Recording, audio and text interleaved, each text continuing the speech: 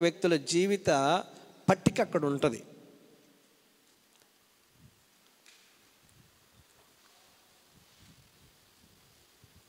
మొదట దేవునితో నడిచిన వ్యక్తి మొదలుకొని నిరీక్షణ కలిగి ఎవరెవరైతే వాగ్దానాలను స్వతంత్రించుకున్నారో వారందరి వరకు ఆ 11వ అధ్యాయం అంతా కూడా రాయబడి ఉంటుంది. నిరీక్షణ. Praise the lord.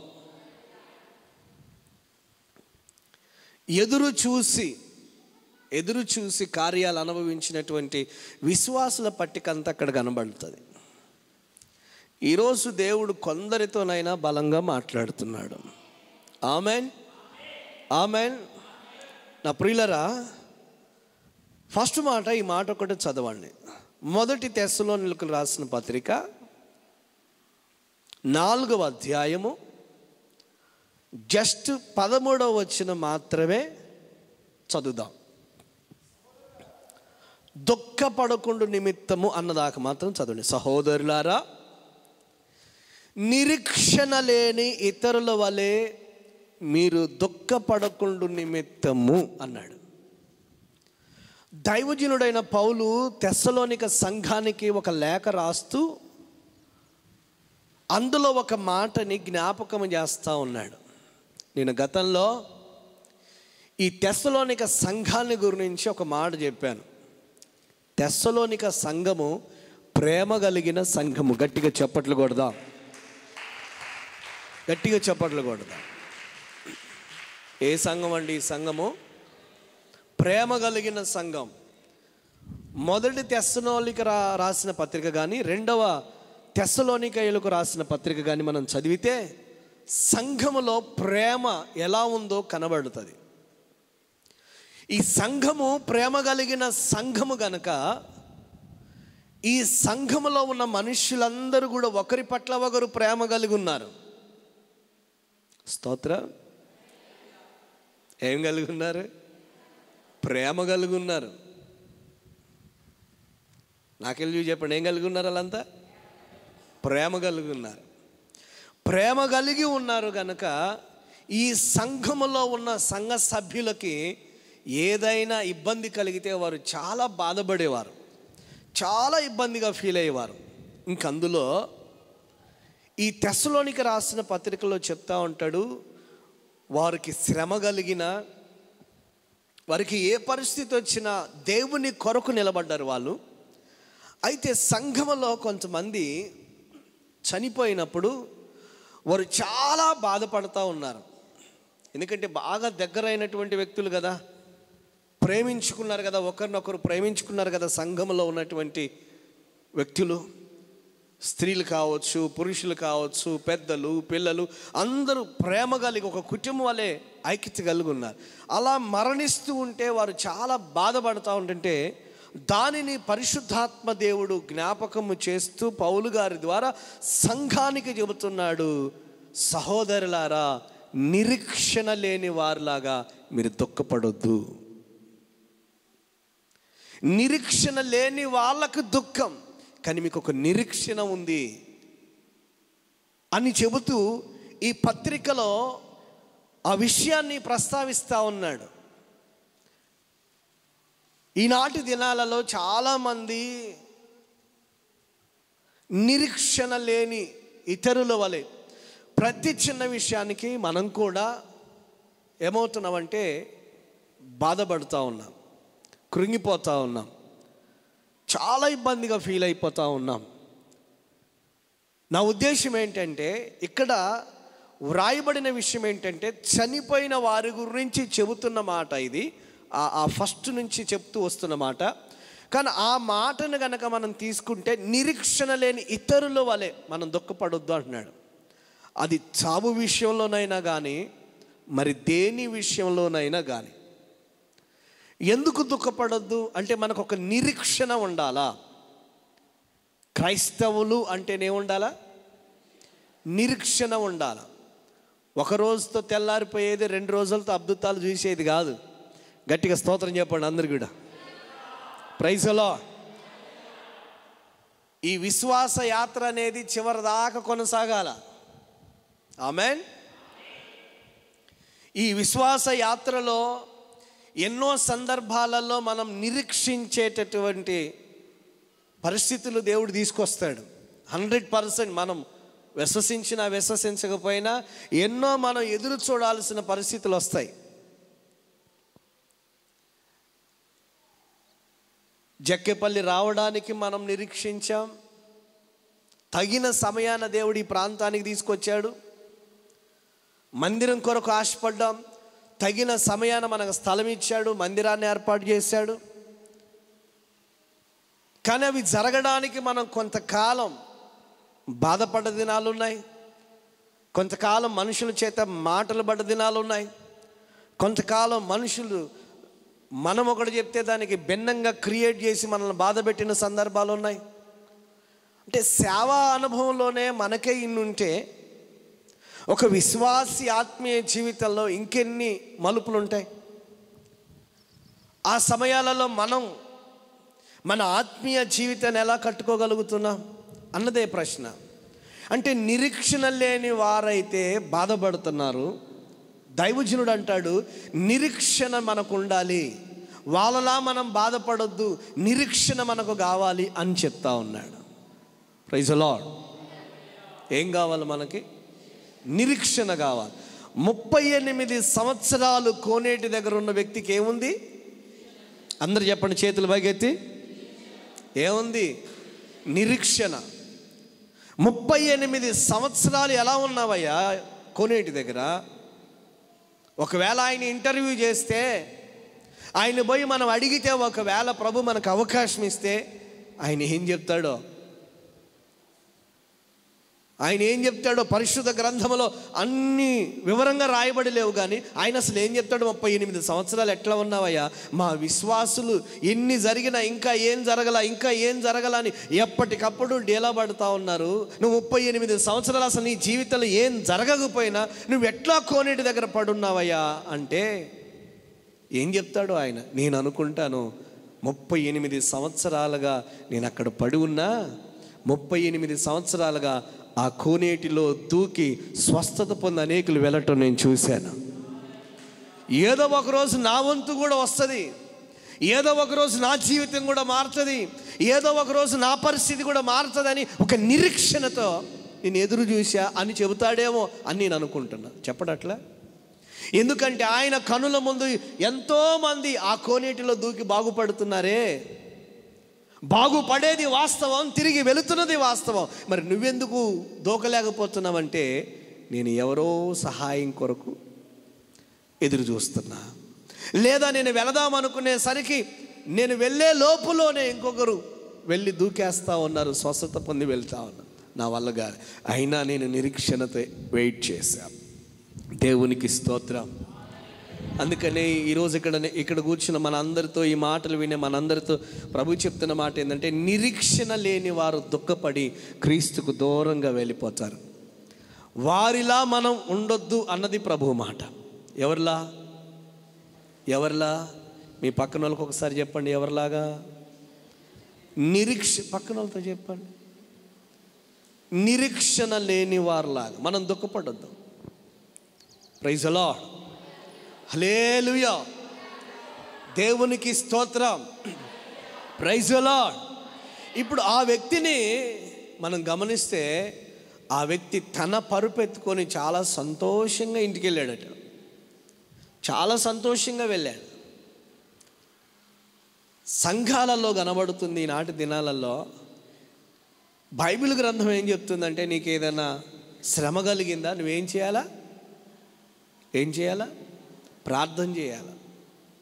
శ్రమ కలిగితే ప్రార్థన చేయాలని బైబిల్ గ్రంథం చెప్తుంటే, శ్రమ కలిగితే మనోళ్ళు నిరీక్షణ లేని వ్యక్తుల్లాగా శ్రమలో ఏమవుతున్నారంటే ఎక్కువగా బాధపడుతూ ఉన్నారు, కృంగిపోతూ ఉన్నారు. శ్రమ అనేది ఏ రకంగానైనా రావచ్చు. ఆర్థికంగా రావచ్చు, మనుషుల ద్వారా రావచ్చు. ఈ శరీరంలో ఆరోగ్యం క్షీణించి మనకి బాధ పెడతా ఉండొచ్చు.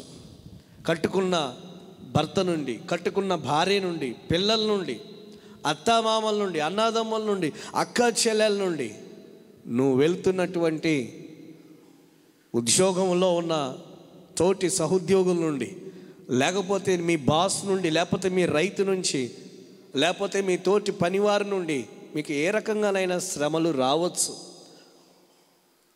మనం ఏది మాట్లాడినా తప్పుబట్టే వాళ్ళు మన కనుల ముందు ఉండొచ్చు. మంచి మర్యాద అంటే తెలియనటువంటి వ్యక్తుల మధ్యలోనూ ఉండొచ్చు. నిరీక్షణ గొప్పది. ఆలోచన చేయండి. యోసేపు విన్నాం, కానీ యోసేపులో మనకు కనబడేది ఏంటి తెలుసా? నిరీక్షణ. ఏంటిది? నిరీక్షణ.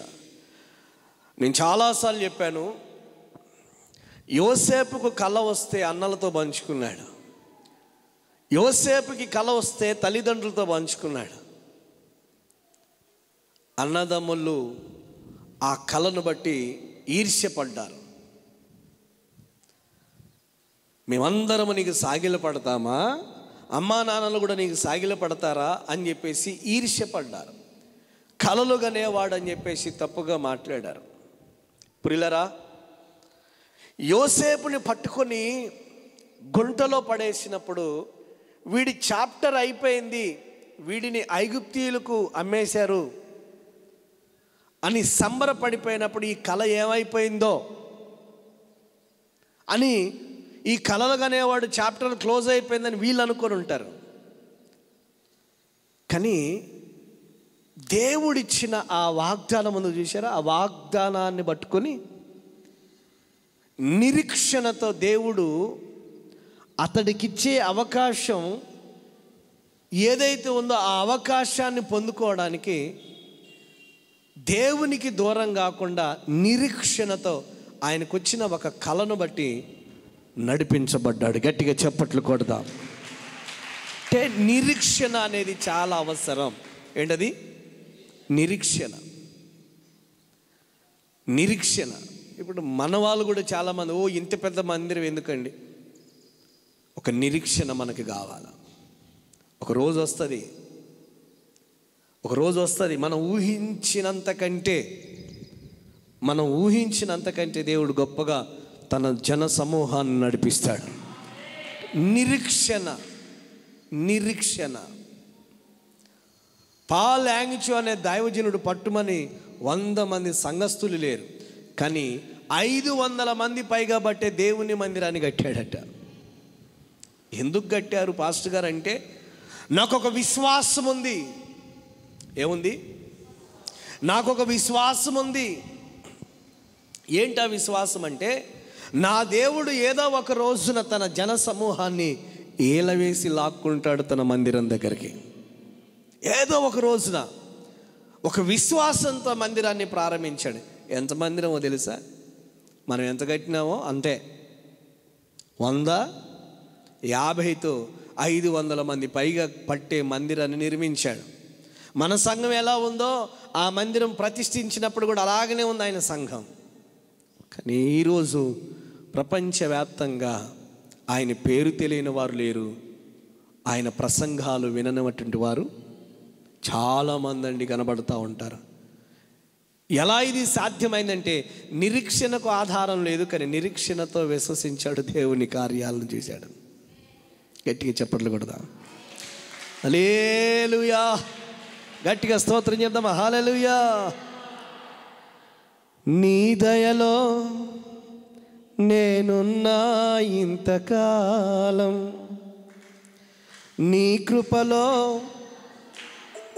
గతకాలం, నీ దయాలే నీదే నేనేమవుదునో, నీ దయాలే నీదే నేనేమవుదునో తెలియదయ్యా.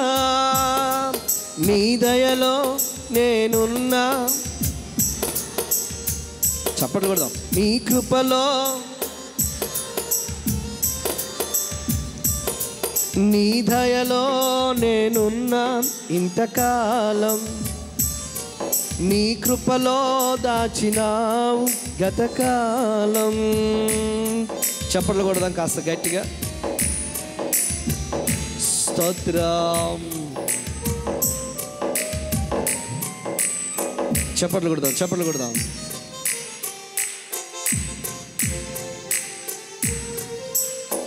తల్లిదండ్రులు చూపిస్తారు ఎనలేని ప్రేమను ఇలలో, చెయ్యాలని ఆశిస్తారు అందనంత గొప్పవారిగా. తల్లిదండ్రులు ఎనలేని ప్రేమను ఇలలో, చెయ్యాలని ఆశిస్తారు అందనంత గొప్పవారిగా. నీ దయ ఉంటే వారు కాగలరు అధిపతులుగా, నీ దయ లేకుంటే ఈలలో బ్రతుకుట జరుగునా. నీ పాదాల చెంతనే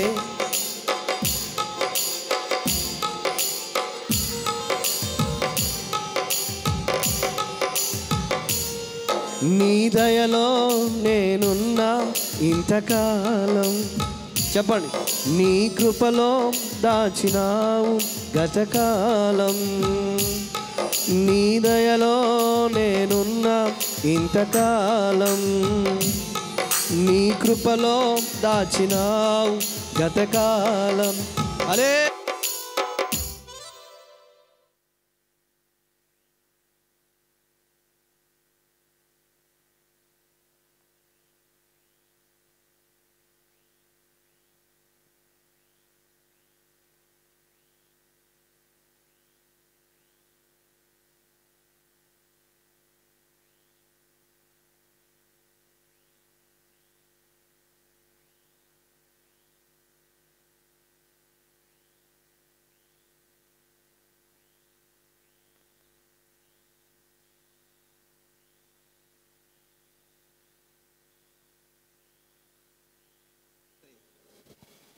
ఏమనిపిస్తుంది చెప్పండి? ఉన్నారు అందరు ఇక్కడైనా అవుట్ ఆఫ్? ఏమనిపిస్తుంది? కొడుక్కి సంతోషం, కుట్టించుకున్నోడికి సంతోషం, కానీ మిగతా బ్రదర్స్కి కోపం. కానీ ఈయనకి మా నాన్నకి నా మీద ఎంత ప్రేమ ఉందని ఈయన ఉప్పొంగిపోతూ ఉన్నాడు, కానీ వాళ్ళ బ్రదర్స్కి మాత్రం అసూయ. ఆ తండ్రి అనుకున్నాడు నా కొడుకుని గొప్పగా చూడాలి, గొప్పగా చేయాలని. కానీ ఈ తండ్రి చేయాలనుకున్నది వేరు, ఆ తండ్రి చేయాలనుకున్నది వేరు. ప్రైజ్ ది లార్డ్, హల్లెలూయా. అందుకనే నిరీక్షణ, ఈ యాత్రలో మనకు నిరీక్షణ అవసరం. పరిస్థితులు ఉల్టా పల్టా అవుతాయి. ఏమవుతాయి చెప్పండి? నిన్ను పొగిడిన బాస్, ఆకాశానికి ఎత్తిన దైవజనుడు, నీవు లేకపోతే బ్రతకలేనన్న భార్య భర్త, నీతోనే చచ్చేంత వరకు సహవాసం అన్నటువంటి స్నేహితులు, ఆకాశానికి ఎత్తినట్టుగానే ఎత్తి నా కొరకు నీవు, నీ కొరకు నేను, మనకు ఎదురే లేదని మనల్ని ఉన్నతమైనటువంటి ఊహల లోకంలోకి తీసుకెళ్ళి ఒక్కసారిగా మనల్ని వదిలిపెట్టి పోతారు. వాళ్ళ ప్రేమలు మారవచ్చు, వాళ్ళ ఆలోచనలు మారవచ్చు, వారి తలంపులు మారవచ్చు, కానీ యేసు ప్రేమ నిజంగా ఎప్పటికీ మారదు, మారనే మారదు. ఆమేన్ చెప్పండి గట్టిగా. మారుతుందా? చాలామంది చెప్తారు, వాడికి నేను అది ఇచ్చానండి, ఇది ఇచ్చానండి, దానికి అది ఇచ్చానండి, ఇది ఇచ్చానండి, అదంటే నాకు ప్రాణం అండి, అది లేకపోతే నేను బ్రతకలేకపోయానండి, ఎంత ప్రేమగా తిరిగామండి, ఎంత కలిసి ఏమైంది మరి ఇప్పుడు? ఏదో చిన్న మాట దగ్గర అది నాతో మాట్లాడటం లేదండి అని చెప్తా ఉంటారు. అది నాతో మాట్లాడటం లేదని మగాళ్ళు వాళ్ళ ఫ్రెండ్షిప్లో చెప్తూ ఉంటారు. ఏమైనా ఆ ప్రేమలో, ఏమైనా ఆ మాటలని అంటే వెళ్ళిపోయినాయి, కేవలం మాటలకు పరిమితం అయిపోయింది. యేసు ప్రభు వారు ఏమన్నాడు తెలుసా? నేను నిన్ను ఏ ప్రేమతో గట్టిగా చప్పట్లు కొట్టి ప్రభు నామాన్ని స్తుతిద్దాం. హల్లే గట్టి చెప్పండి. ఏ ప్రేమ? ఏ ప్రేమ? శాశ్వతమైన ప్రేమ, హద్దులు లేని ప్రేమ. ఉంటాయా?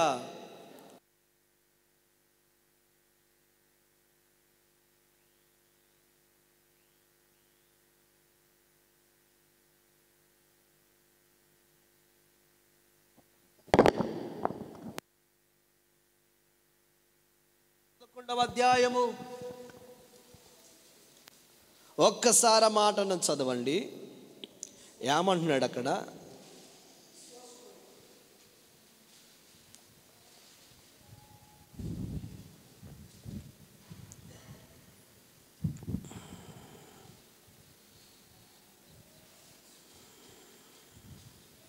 ఆ 29 నాన్న.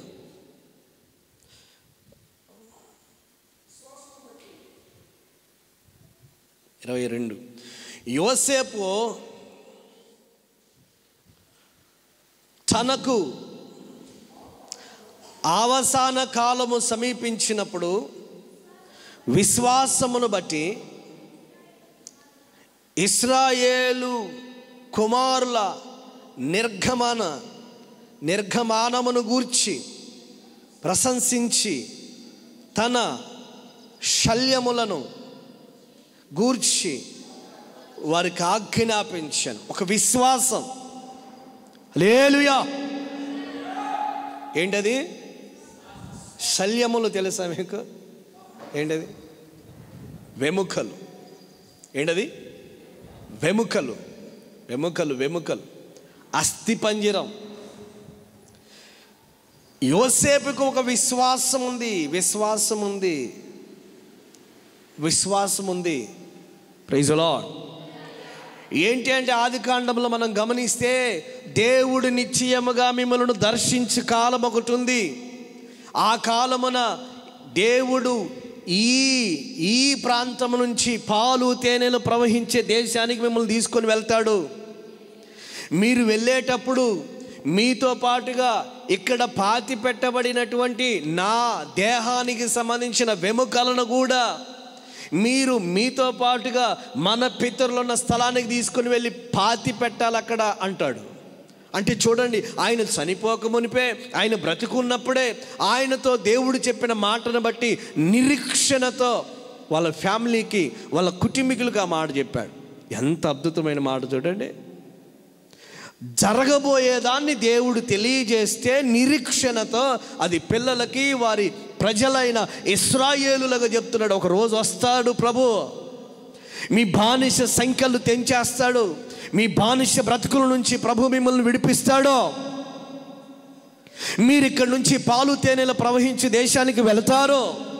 కనుక మీరు వెళ్ళేటప్పుడు మీతో పాటుగా నా దేహానికి సంబంధించిన వెముకలు ఏం చేయాలా? మీరు ఎంతగా చూస్తున్నారు ఒకసారి ఆదికాండం చివరి అధ్యాయం. స్తోత్రం.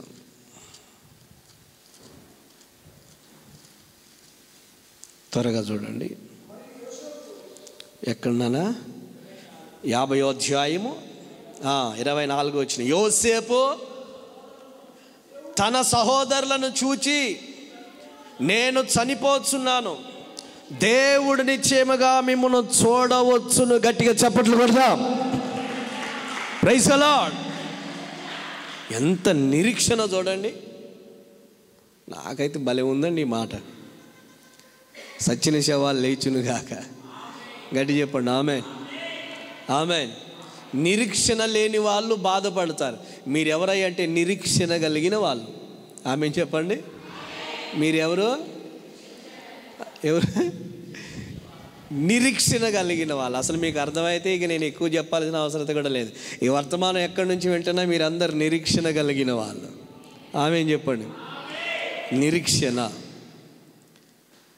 లేని వాటిని ఉన్నట్లుగా చూడటం. నిరీక్షణ లేని వాటిని ఉన్నట్టుగా. కొంతమంది నేను చెప్పే ఈ మాటని బాగా విని దాన్ని బాగా వాడుకునేటోళ్ళు బోలెడు మంది ఉన్నారు. కానీ కొంతమంది వాడుకోలేకపోతూ ఉన్నారు, ఆ మాట నమ్మలేకపోతూ ఉన్నారు. దేవుడు చెప్పిన మాటను అంత వివరంగా నా నోట ప్రభు మీకు వినిపిస్తున్నప్పుడు ఎంత బాగా పట్టుకోవాలి తెలుస్తుందని. జాగ్రత్త వినండి. నేను చాలాసార్లు చెప్పిన, మనకి కారు లేదు, మనకి కారు ఉన్నట్లుగా మనం ఏం చేసినా ప్రకటించేసిన యేసు నామంలో. నిరీక్షణతో ఎదురు చూసాం, దేవుడిచ్చాడు. మందిరం కొరకు ఎదురు చూసాం, స్థలం కొరకు ఎదురు చూసాం. లేని వాటిని ఉన్నట్లు నేను చాలాసార్లు చెప్పిన, మీ భర్త మందిరానికి వచ్చినట్లుగా ఫీల్ అవ్వండి అంటే అసలు ముందు ఫీల్ అయ్యే మనసు మనకు లేదుగా. వాక్యం వింటున్నప్పుడు ఫీలింగ్ మనకు రావట్లేగా. ఎవరికి రావాలా? ఫీలింగ్ మనకు రావాలా? నేను ఫీల్ అవుతాను. కొన్ని వేల మంది మధ్యలో నేను వాక్యం ప్రకటించినట్టు ఫీల్ అవుతాను. ఫీల్ అవ్వాలా? లేని వాటిని ఉన్నట్టు చేసే దేవుడు ఆయన.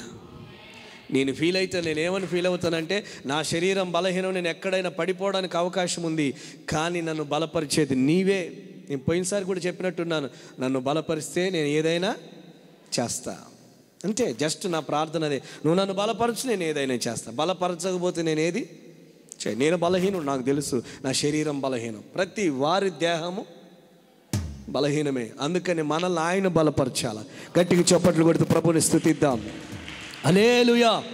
కనుక గమనించండి, లేని వాటిని ఉన్నట్లుగా చూడడమే నిరీక్షణ. నేను చాలాసార్లు చెప్పిన, మీ ఆయన గారి కోసం ఒక బండ కొనేయండి అన్న. ఏం బండ? తలబండ కాదు, తలకు బండ కాదు. ఏ బండ? మందిరంలో ఒక బండ వేసుకోండి మీ ఆయన గారి కోసం. ఇక్కడ వచ్చి మా ఆయన గారు కూర్చోవాలి, ఇక్కడ వచ్చి మా పాప కూర్చోవాలి, ఇక్కడ వచ్చి మా ఎవరు కూర్చోవాలా చెప్పండి?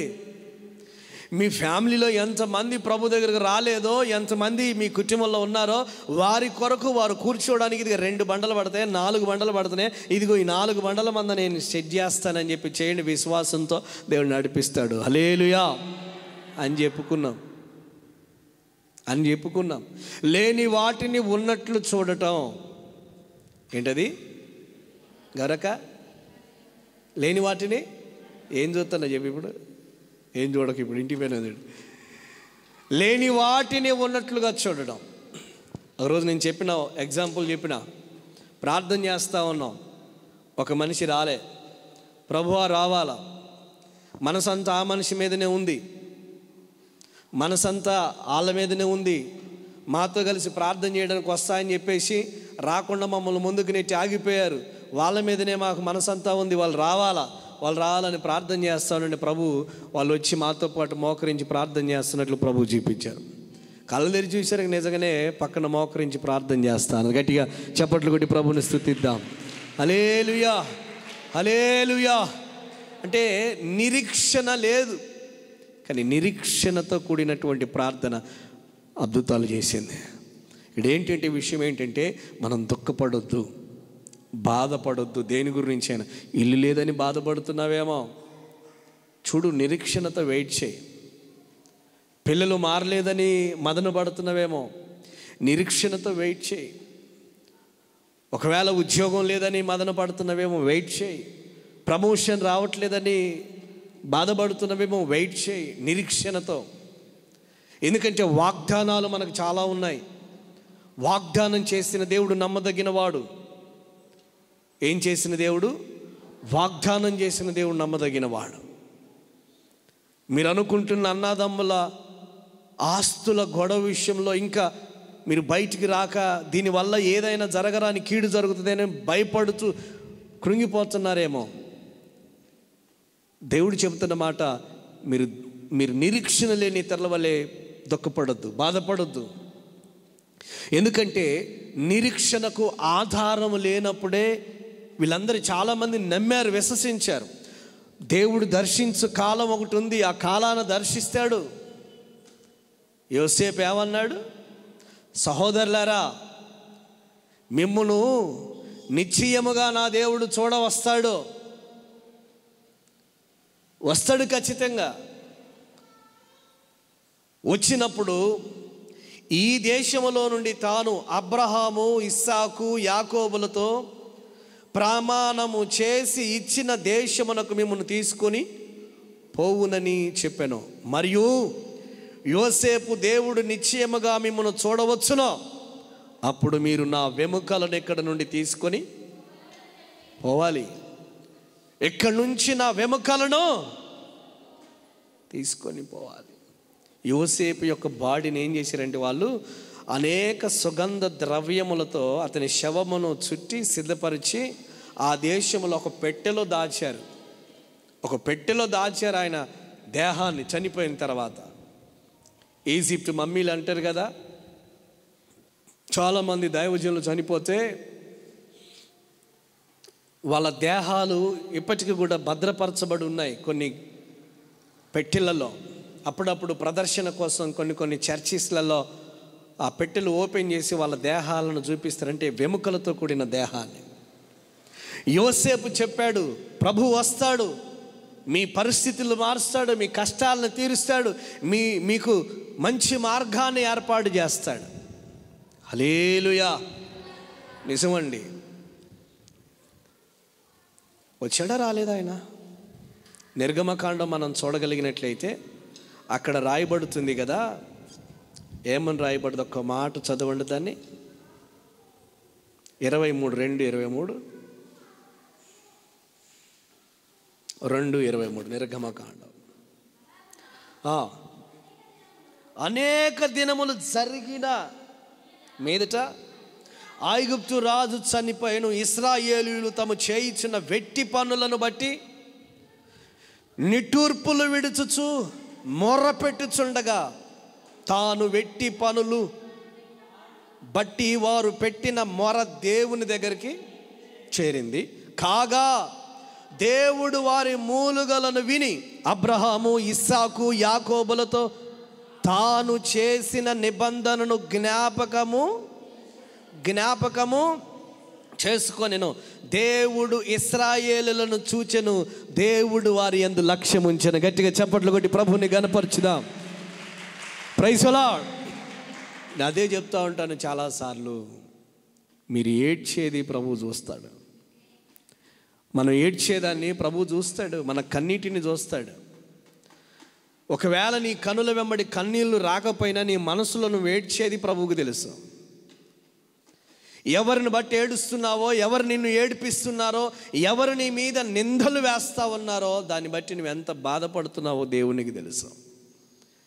చేయని ప్రతి నేరానికి నువ్వు నేరము మోపబడిన వ్యక్తిగా అనేకుల మధ్యలో దోషిగా నిలబడుతూ నువ్వు కుమిలిపోతా ఉన్నావు చూడు, అది దేవునికి తెలుసు.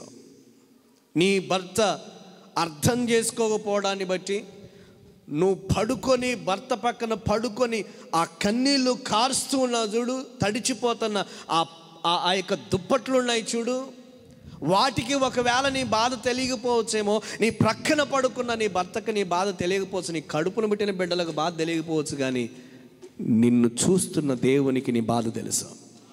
ఇశ్రాయేలుల ప్రజల దేవుడు ఆనాడు వారి బాధను చూసి వారి మీద తన దృష్టిని నిలిపి వారి దగ్గరకు వచ్చిన దేవుడే నీ దగ్గరికి ఎందుకు రాడు? మీకు విషయం తెలుసా? ఆనాడు తన దూతను దేవుడు పంపించి ఆయన సన్నిధిని తోడుగా ఉంచి నడిపించాడు. ఈనాడు ప్రభు ఏమంటున్నాడు తెలుసా? ఇదిగో నేను మీకు సదాకాలము తోడై ఉన్నానని చెప్తున్నాడు ఆయన. సదాకాలము, ఒక రోజు కాదు, 2 రోజులు కాదు, నీవు ఈ భూమి మీద ప్రభువుని విశ్వసించింది మొదలుకొని నువ్వు చచ్చిపోయేంత వరకు ప్రభు నీతో ఉంటాడు.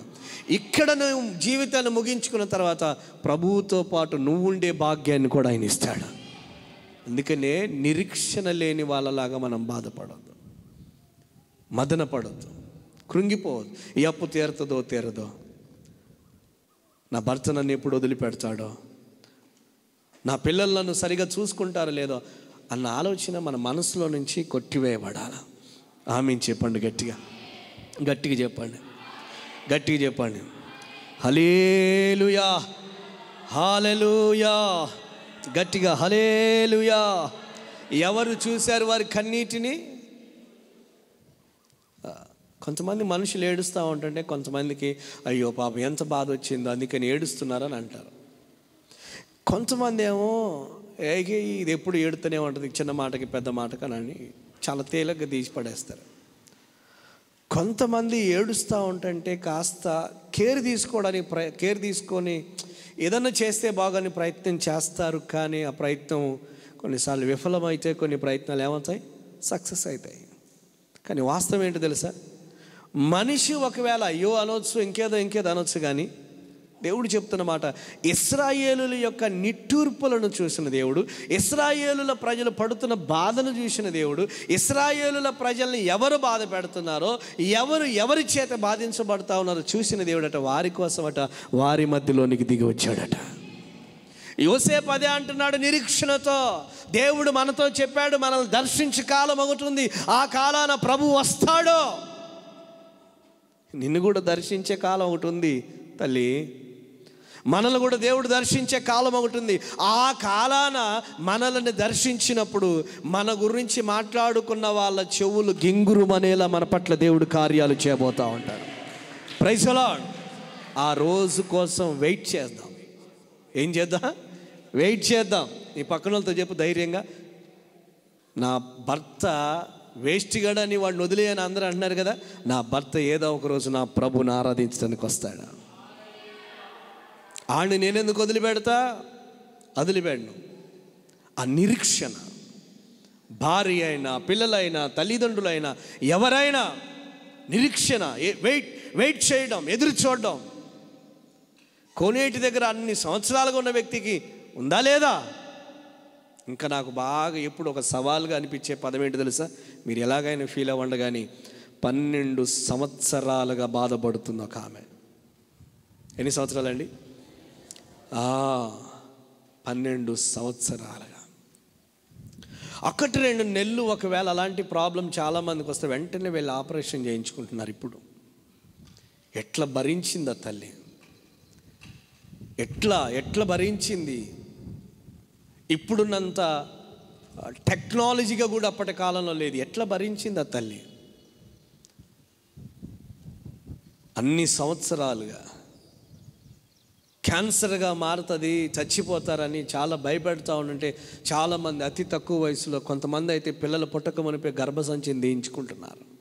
కానీ నా యేసుదేవుడు ఎంత గొప్పవాడంటే, అన్ని సంవత్సరాలుగా మదన పడుతున్న ఆమె తన బాధ ప్రభుతో చెప్పుకోలేక, మగ వ్యక్తి అని ఆలోచన కలుగు సంథింగ్ ఏ విధమైన భావనో తెలియదు కానీ ఆయనతో చెప్పుకోలేక, ఆయన ఎదురు పడలేక వెనకగా వచ్చి ఆయన వస్త్రాన్ని ముట్టి బాగుపడ్డదట.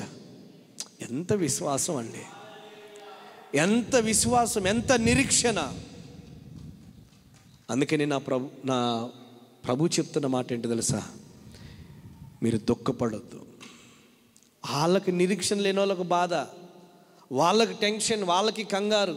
నీతో నాతో మనందరితో ప్రభు మాట్లాడుతున్న మాట, మనము మంచి దినాలను చూడబోతా ఉన్నాం. గట్టిగా చప్పట్లు కొట్టి ప్రభుని స్తుతిద్దాం. ఉందిలే దీవెనా ఎందుకా వేదన, పొందిన యాతన దేవుడే మరచునా, నీ కన్నులు జారిన కన్నీళ్ళు తడుపును దేవుని పాదాలు, ఇప్పటి నుండి నీ కళ్ళు చూచును దేవుని కార్యాలు. కన్నులు జారిన కన్నీళ్ళు తడుపును దేవుని పాదాలు, ఇప్పటి నుండి నీ కళ్ళు చూచును దేవుని కార్యాలు. ఉందిలే దీవెనా ఎందుక వేదన, పొందిన యాతన దేవుడే మరచునా. మరొక మారు ఉందిలే దీవెనా ఎందుక వేదన,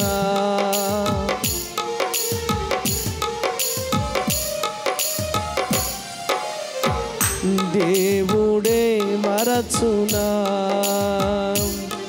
నీ కన్నులు జారిన కన్నీళ్ళు తడుపును దేవుని పాదాలు, ఇప్పటి నుండి నీ కళ్ళు చూచును దేవుని కార్యాలు. కన్నులు జారిన కన్నీళ్ళు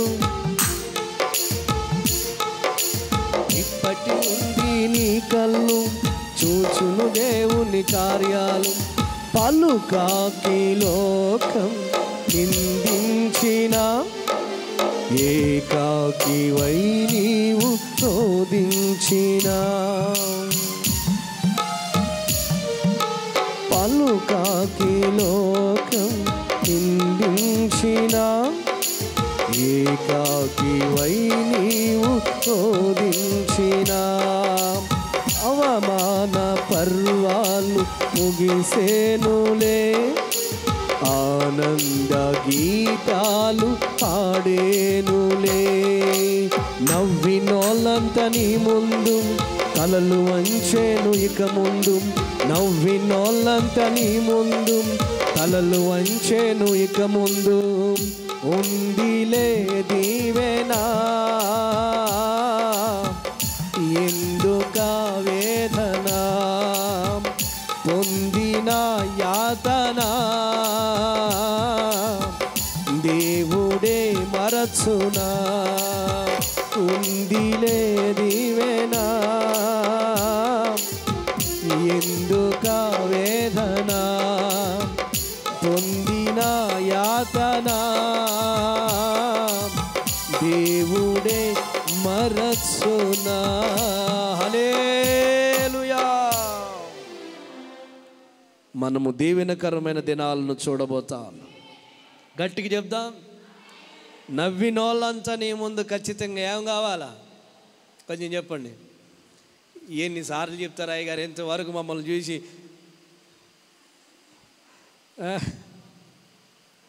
నిశ్చయముగా నిరీక్షణకు ఆధారం లేనప్పుడు, చివరి మాట రోమా 4 చివరి మాట, రోమీలకు రాసిన పత్రిక 4వ అధ్యాయము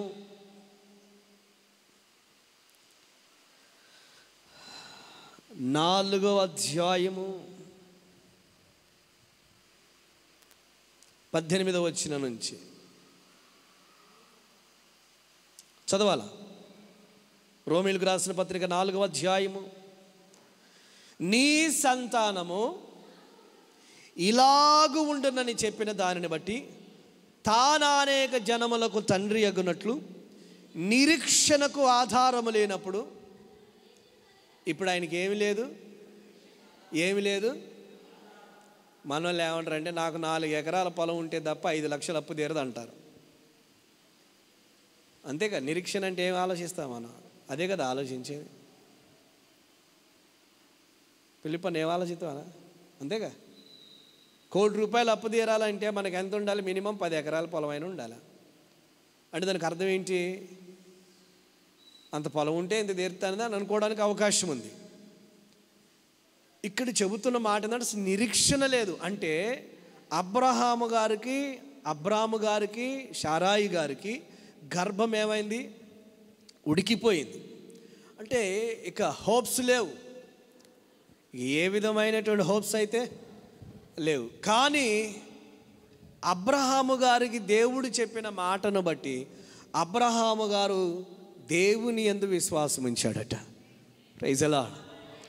ఇప్పుడు డాక్టర్స్ అన్నారు అసలుకి ఇది చచ్చిందాక ట్యాబ్లెట్లు వాడాలి అని. ఏం వాడాలి? హలో అక్కలారు అమ్మలారు, ఏం వాడాలా? చచ్చిందాక సుందరమ్మ గారు ట్యాబ్లెట్లు వాడాలి, మెడిసిన్ వాడాలి. చచ్చిపోయిన దాకా ఖచ్చితంగా పొట్టకి ఇంజక్షన్ పడుతూనే ఉండాలి.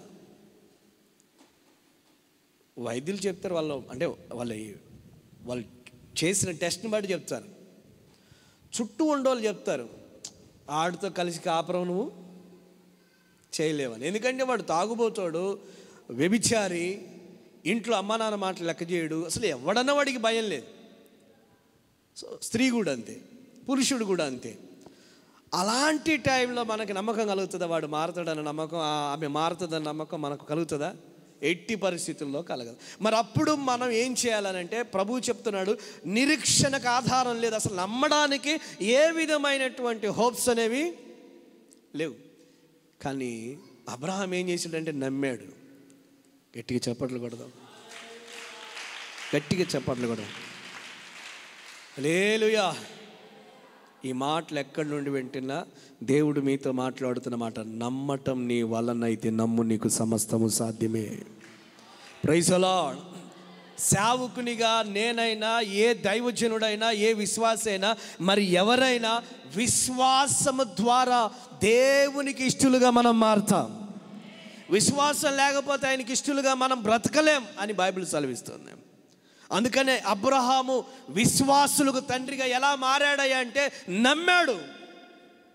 హోప్స్ లేనప్పుడు నమ్మాడు. విశ్వాసం అనేది ఆ యొక్క నమ్మకాన్ని బట్టి మనకు అర్థమవుతా ఉంది. ఈరోజు నీకు కూడా డాక్టర్స్ ఏమన్నారంటే ఇది నీకు వారసత్వంగా వచ్చిన జబ్బేమో, మీ అమ్మ నాన్నకి లేదా మీ తాతకి మీ ఇంట్లో ఎవరో మీ మేనత్తకి మేనమామకి ఉందేమో, అదే నీకు వచ్చింది వారసత్వంగా. షుగరు వారసత్వంగా, పక్షవాతం వారసత్వంగా, ఇంకేదో వారసత్వంగా ఒకవేళ వచ్చిందని ఒకవేళ అంటే దేవుడు చెప్తున్నమాట, అవి బ్రేక్ చేయబడుతున్నాయి. అవి చెప్పండి, ఏం చేయబడుతున్నాయి? ఇక నీ దగ్గర అవి ఉండటానికి వీల్లేదు. ఎప్పుడు తెలుసా? నువ్వు దేవునికి విశ్వాసంగా మరి నిరీక్షణ కలిగి వెయిట్ చేస్తే, ఎదురు చూస్తే. ఆమేన్ చెప్పండి, ఆమేన్ చెప్పండి గట్టిగా. హల్లెలూయా. మంచోడనే ఇచ్చావు అమ్మాయిని, కానీ పరిస్థితి మారిపోయింది. మంచిదే అని, మంచి కుటుంబమే అని ఇచ్చావు, కానీ పరిస్థితి మారిపోయింది. అనుకోనని రీతిలో శ్రమ అలా కుటుంబంలో వెలయతాళం చేస్తూ ఉంది. ప్రభు చెప్తున్నమాట నిరీక్షణ, వెయిట్ చేయి. చాలామంది నిరీక్షించలేనటువంటి వాళ్ళు ఏమవుతారంటే భర్తతో విడాకులు తీసుకుని పోతారు, భార్యతో విడాకులు తీసుకుని పోతారు. ఏమవుతారంటే విడిపోతూ ఉంటారు, నిరీక్షణ లేని వాళ్ళు. చదువులో ఇక ఇంత దాకా వచ్చింది చాలు అని, ఇక నెక్స్ట్ మనకి ఉద్యోగం చేసేంత స్తోమత లేదు, అక్కడ దాకా మనం వెళ్ళిపోవని ఆగిపోతారు. నిరీక్షణ, వెయిట్ చేయి. డిసైడ్ అవ్వ, మాకు ఇక మేము చేయలేము, మా వల్ల కాదని డిసైడ్ అవ్వ, మాకు వెయిట్ చేయి. దేవుడు ఏదో ఒక రకంగా నీ కొరకు ద్వారాన్ని తెరుస్తాడు. ఎందుకంటే నిరీక్షణ మనల్ని ఎప్పుడు కూడా సిగ్గుపరచదు. నిరీక్షణ మనల్ని ఎప్పుడు, అమ్మా జ్యోతమ్మ, నిరీక్షణ మనల్ని ఎప్పుడు సిగ్గుపరచదు. నేను ఈరోజు అనుకుంటున్నా, ఇక్కడున్న వాళ్ళలో 100 మంది ఉండని, 70 మంది ఉండని, 50 మంది ఉండని, మీలో 10 మందిలో ఈ మాటలు పనిచేసిన మీరే ఈ మందిరంలో ఒక చరిత్రను సృష్టించబోతా ఉన్నారు. Praise the lord. ఎందుకంటే నీ భర్త ఈరోజు నీ పక్కన లేడు, కానీ ఒక రోజు ఉండబోతా ఉన్నాడు. ఎందుకంటే నిరీక్షించు చూడు. లేడు ఉన్నాడని చూడు, లేరు ఉన్నారని చూడు, ఇల్లు లేదు ఉన్నదని చూడు, ఉద్యోగం లేదు ఉన్నదని చూడు, ఉద్యోగం చేస్తున్నట్లు ఫీల్ అవు, ఫ్యామిలీతో మందిరానికి వస్తున్నట్లు ఫీల్ అవు, కుటుంబంలో సంతోషకరమైన వాతావరణం ఉందన్నట్టుగా ఫీల్ అవు, భార్యతో గొడవ లేనట్టుగా, భర్తతో గొడవ లేనట్టుగా ఫీల్ అవు. ఒకరోజు దేవుడిని ఎదుట అది క్రియేట్ చేయబోతున్నాడు. ఆమేన్. ఏం చేయబోతున్నాడు ఆయన? నీ ఎదుట దాన్ని రూపించబోతున్నాడు. చక్కటి వాతావరణం, చక్కటి పిల్లలు, చక్కటి ఫ్యామిలీ, చక్కటి ఇల్లు, చక్కటి వాహనం దేవుడు మనకిస్తాడు. లేని వాటిని ఉన్నట్లు చేసే దేవుడు. అబ్రహాం అలా విశ్వాసం ఉంచాడు. నిరీక్షణ లేదు, కానీ నిరీక్షించాడు. నెక్స్ట్ మాట చదవండి. రమారమి 100 ఏండ్ల వయసు కలిగివాడై యుండి అప్పటికి తన శరీరం మృతతుల్యమైనట్టు, శార గర్భమును మృతతుల్యమైనట్టు ఆలోచించాను. కానీ అయ్యగారు చెప్పేది నిజమే, కానీ డాక్టర్ గారు ట్యాబ్లెట్లు అడమన్నాడు. అయ్యగారు చెప్పేది నిజమే కానీ కేసు పెట్టమన్నారు. అయ్యగారు చెప్పేది నిజమే కానీ ఎక్కడా కూడా తగ్గొద్దని చెప్పాను. అయ్యగారు చెప్పేది నిజమే కానీ ఇలా ఉండటం అసాధ్యం. అయ్యగారు చెప్పేది కానీ దేవుడు ఇక్కడ చెప్పిన మాటను బట్టి అబ్రహాం ఏమన్నాడు తెలుసా? భిన్నంగా, నా వయసు, నా శరీరం, నా భార్య శరీరం, నా భార్య వయసు ఎలా ఉంది కానీ అని వాళ్ళని లో చేసుకొని దేవుణ్ణి గొప్ప చేశాడు. Praise the lord. ఇక్కడ మనం ఏం చేస్తామంటే దేవుణ్ణి లో చేసి మన సమస్యని హై చేస్తాం. అందుకని మన సమస్య హై కాదు, మన దేవుడు హైగా ఉండాలా? గట్టిగా చెప్పండి. గొలియాత్ ఎంత పెద్దవాడైనా, ఎంత పెద్ద సమస్య అయినా దేవుని ముందు చాలా చిన్న సమస్యగా చూశాడు దావీదు. అందుకని విజయాన్ని చూశాడు. మనం మన సమస్యను పెద్దగా చూసి దేవుడిని చిన్నగా పెడితే సమస్యలు క్లియర్ కావు. ఈరోజు నా దేవుడు చెప్తున్న మాట, మీరు దుఃఖపడొద్దు, బాధపడొద్దు. ఎందుకంటే నిరీక్షణ లేని వాళ్ళు అలా బాధపడతారు. అది లేదు, ఇది లేదు, అది దొరకలే, ఇది కాల అని వాళ్ళు బాధపడతారు. నువ్వు నిరీక్షించి చూడు, దేవుడు నీ పట్ల అద్భుతం చేస్తాడు. ఎందుకు తెలుసు? ఆయనే చెప్పాడు. ఫైనల్ మాట, ద్వితీయోపదేశకాండం 28వ అధ్యాయము.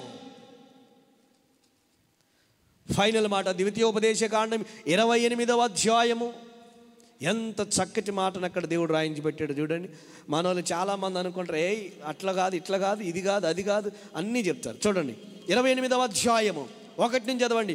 నీవు నీ దేవుడైన యెహోవా మాట శ్రద్ధగా విని నేడు నేను నీకు ఆజ్ఞాపించుచున్న ఆయన ఆజ్ఞలన్నిటిని అనుసరించి నడుచుకున్న ఎడలా నీ దేవుడైన యెహోవా భూమి మీదనున్న సమస్త జనముల కంటే నిన్ను హెచ్చించును. గట్టిగా చప్పట్లు కొట్టి ప్రభువుని స్తుతిద్దాం. దేవుడు మనల్ని ఏం చేస్తాడట? భూమి మీదనున్న సమస్త జనులందరికంటే నిన్ను హెచ్చిస్తాడట. ఎప్పుడు? శ్రద్ధగా విను. ఏ వినాలా? చెప్పండి, గట్టి చెప్పండి అమ్మా. ఏ వినాలా? మనం శ్రద్ధగా ఎప్పుడు వింటామో తెలుసా? మన ఇంటి పక్కన ఎవడన్నా గొడవ పెట్టుకుంటుంటే వింటాం. మనం శ్రద్ధగా ఎప్పుడు వింటామో తెలుసా? ఎవడి గురించి అయినా మన దగ్గరకు వచ్చి ఎవడన్నా మాట్లాడుతుంటే అస్సలు నిద్ర రాదు, దాని అమ్మ కూడా రాదు. ఇక వస్తుందా పొరపాటున. అప్పుడు అరే ఎంతసేపు ఎట్లా కూర్చున్నాం అని కూడా మనకు తెలియదు, ఇంతసేపు ఎట్లా నిలబడ్డామని కూడా మనకు తెలియదు. ఎందుకంటే ఆ పిచ్చిలో మనం ఉంటాం కదా. అట్లా అయిందా, ఇట్లా అయిందా, ఓ అంతే అయిందా, ఇంకెవరు రాలేదు, ఈ వ్యవహారాలకైతే టైం కేటాయిస్తాం. శ్రద్ధగా ఆ మాటలు వినడానికి ధ్యాస పెడతాం.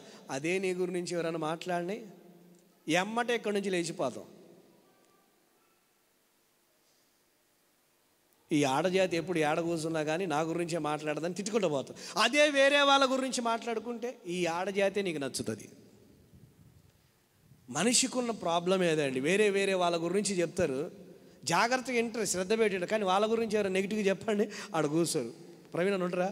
అసలు మనిషి సైకాలజీ అట్లా. నేను ఎవరి గురించి అని చెప్పను, నేనైనా అంతే, ఎవరైనా అంతే. అంటే మనిషి అట్లా ఫీడ్ అయిపోయింది, మనిషికి అట్లా వాళ్ళ మనసు అట్లా అయిపోయింది. కానీ వాస్తవాన్ని గుర్తించండి, దేవుని మాటను శ్రద్ధగా వింటే దేవుడు నేను ఏం చెప్తున్నాడు తెలుసా? ఆశీర్వదిస్తానని చెప్తున్నాడు. ఏమైనాలా? శ్రద్ధగా ఈ విషయాలు విను, దేవుని విషయాలు శ్రద్ధగా విను. మరలా అంటున్నాడు కదా, మన వాళ్ళు చాలామంది ఇక చచ్చిపోయిన దాకా పిల్లలు పుట్టరంటండి. ఏంటిది? ఇక వాళ్ళకి పిల్లలు పుట్టే ఛాన్స్ లేదట అండి, ఇక ఆ యొక్క హోప్సే లేవట, ఇక నమ్మకాలు వదిలేసుకోమన్నారండి అంటారు. కానీ దేవుడే ఏమన్నాడు తెలుసా? నీ పశువులలో కానీ నీ ఇంట్లో కానీ ఇది గొడ్డుది, ఇది గొడ్రాలిది అనే పేరు వినబడదు అన్నాడు దేవుడు. అరే దేవుడు చెప్పిన మాట గట్టిదా, మనం ఎవరో చెప్పిన మాట గట్టిది అన్నామా? చెప్పండి. జాన్సన్ పాస్టర్ గారు, నేను చెప్పినా కదా, విజయనగరం, మనుగురు దగ్గర విజయనగరంలో సేవ చేస్తూ ఉన్నారు. ఆ పాస్టర్ గారికి ఇంచుమించుగా 14 సంవత్సరాల తర్వాత దేవుడు బహుమానాన్ని ఇచ్చాడు. 14 సంవత్సరాల తర్వాత అందరూ అన్నారు, పాస్టర్ గారికి షుగర్ ఉందట, వాళ్ళకి పిల్లలందే ఛాన్స్ లేదట. ఎంత ఎంత ఎంత బాధాకరంగా విశ్వాసులు, తోటి సేవకులు అనేకులు చాలా ఇబ్బందికరంగా మాట్లాడారు. ఇక వాళ్ళు అట్లుండిపోవటమే పిల్లలు లేకుండానే. కానీ నా దేవుడు చెప్పిన మాట ఉంది కదా, నా మాట శ్రద్ధగా విను, నా మీద ఆధారపడు, ఒక సమయం వస్తుంది, నిరీక్షణతో వెయిట్ చేయి, ఎదురు చూడు అన్నాడు కదా. వెయిట్ చేశారు, ఎదురు చూశారు. దేవుడు 14 సంవత్సరాల తర్వాత ద్వారం తెరిచాడు. గట్టిగా చప్పట్లు కొట్టి ప్రభువుని స్తుతిద్దాం. హల్లెలూయా. దేవుని కార్యాలు మానవ ఊహకు అందం. 1 అవరే కూడా కాలేదు నేను మెసేజ్ స్టార్ట్ చేసి, టెన్షన్ పడమాకండి. దేవుడు ఎంత గొప్పవాడు అంటే అంత గొప్పవాడు.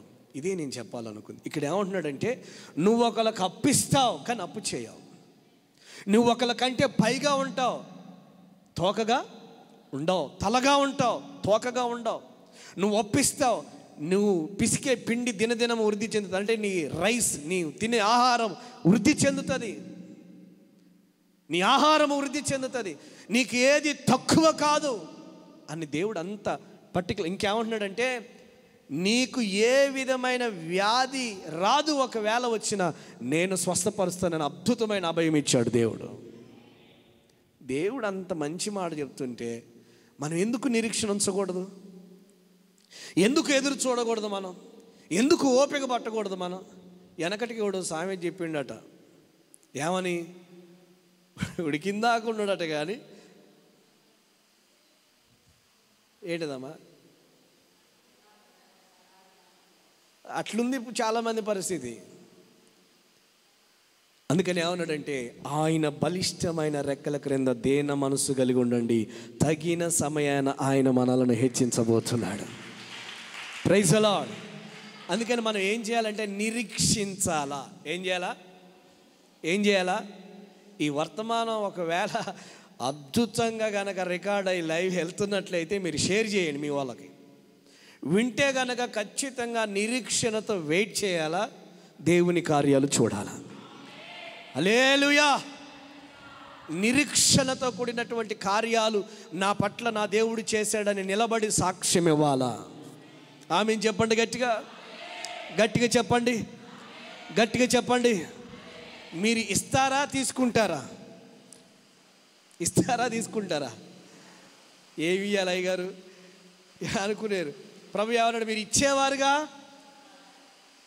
తీసుకునేవారుగా ఉండరు, అప్పు ఇచ్చేవారుగా ఉంటారు, అప్పు తీసుకునేవారుగా. వెయిట్ చేద్దాం, నిరీక్షిద్దాం. ఒకవేళ అయ్యా నాకు అంత నిరీక్షణ లేదు, నేను ఉండలేను అని అనుకుంటే ప్రభువుకు దూరంగా మాత్రం వెళ్ళమాకు. ప్రభువుకు దూరంగా వేరుగా వెళ్ళి మనమేమి సాధించలేం. ఆయనతో ఉండి దేవుని కార్యాలను చూచుదుముగాక. లేని వాటిని ఉన్నట్టుగాను, ఉన్న వాటిని లేనట్టుగాను చేయగలిగిన దేవుని యందు విశ్వాసం ఉంచిన అబ్రహాము వలె మనం కూడా విశ్వాసం ఉంచుదుముగాక. నిరీక్షణతో ఎదురు చూచుదుముగాక. గట్టిగా చెప్పండి. మీకు అర్థమైందో లేదో నాకు తెలియదు, కానీ చివరిలో చెప్పిన మాట ఏంటంటే, ఏ విధమైన హోప్స్ ఏమీ లేవు, కానీ దేవుని మాటను బట్టి నమ్మాడు. యోసేపు జీవితాన్ని చూస్తే ఎప్పుడో జరగబోయేదాన్ని యోసేపుకి వాళ్ళ తండ్రి గారికి చెబితే దాన్ని వాళ్ళ సహోదరులకు చెప్పాడు. అంటే దాని కొరకు నన్ను సిద్ధం చేయండి అన్నాడు. ఇప్పుడు నేను మీతో